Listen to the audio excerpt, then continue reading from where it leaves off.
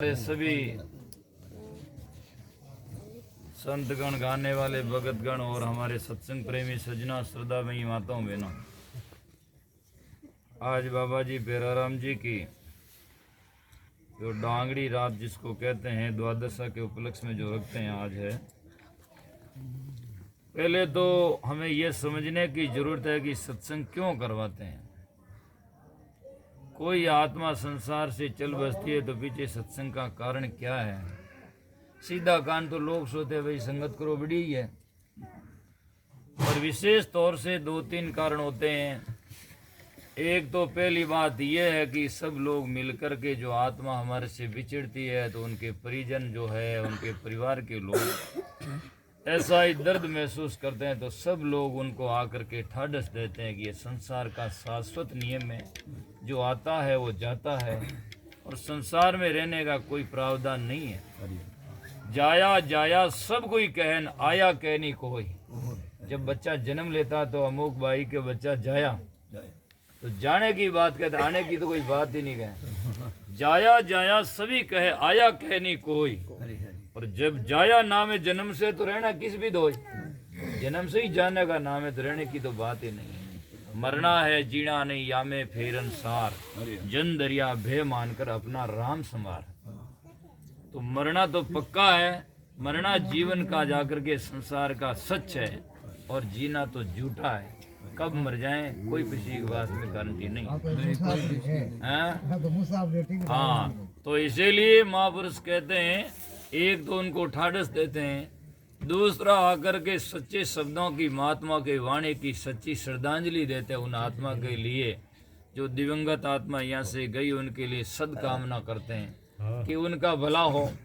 ये तीसरी बात यह है कि वो गए जगह तो गए ही है, और हम भी लाइन में खड़े, हमारा भी एक एक क्षण जा रहा है, तो एक दिन हमारा भी वो समय नजदीक आ रहा है। इसीलिए वो गए, वो तो अपना किया न किया, जैसा हुआ हो गया, और हमारे अभी बागडोर हाथ में जितने दिन बचे हैं उनको हम अच्छे करें तो ये मानुष जन्म सार्थक होगा। तो इसीलिए यह सत्संग किया जाता है। तो सजना मानव जन्म मिला है, और संसार में सबसे दुष्कर तीन बात ही है, मानव जन्म और संत मिलन, और तीसरी मोक्ष इच्छा जो होई। दुर्लभ तीनों परम है, पाय सुयोगन खोई। ये तीन संसार में बहुत ही दुर्लभ है।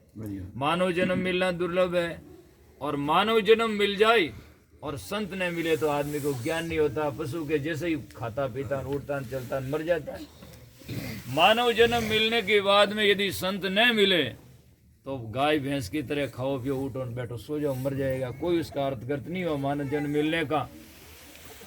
और संत मिल जाए, मानव जन्म मिला और संत मिल जाए, और यदि मोक्ष की प्रबल इच्छा न हो तो सजना शुभ कर्म तो हो सकता है, कोई लोकांतर की प्राप्ति हो जाती है, कोई अच्छे बुरे फल मिल जाते हैं, लेकिन मोक्ष से सदा के लिए वंचित रह जाता है।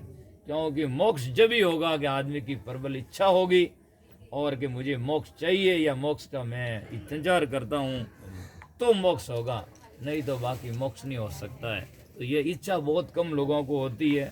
पहले मानव जन्म मिलता नहीं है, बस बहुत कम लोगों को संत मिलते नहीं है, और संत मिल जाए तो मोक्ष की प्रबल इच्छा नहीं होती है। बस संत के पास में जाते हैं, मेरे बाप जी मकान अच्छा हो, दुकान अच्छा हो, बीवी ठीक रहे, बच्चा हो जाए, मकान दुकान बढ़िया चले, लोभ से जाते हैं महाराज के पास में। वहाँ जाकर ऐसा तो कोई एक मिलता है कि महाराज मोक्ष चाहिए मुझे, ऐसा ग्राहक संसार में, जिसको वेदांत में कहता है उत्तम जिज्ञासु, क्योंकि केवल मोक्ष की कामना हो, दूसरी कोई कामना लेकर नहीं जाए।